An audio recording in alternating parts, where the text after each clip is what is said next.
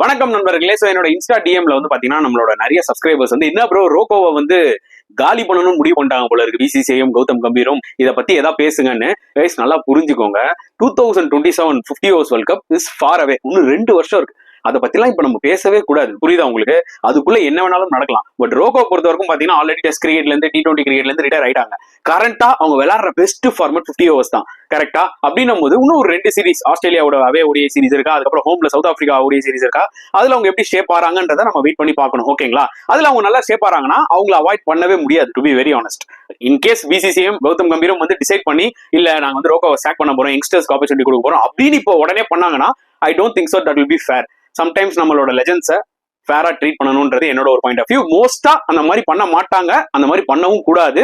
So எனக்கு தெரிஞ்சு பாத்தீங்கன்னா ரோகோ ஃபேன்ஸ் கொஞ்சம் அமைதியா இருங்க, மனசை தளர விடாதீங்க. ஐ டோன்ட் திங்க் சோ அவங்களால வந்து இப்படிலாம் ஜஸ்ட் லைக் தட் டிராப் பண்ணிட முடியாது.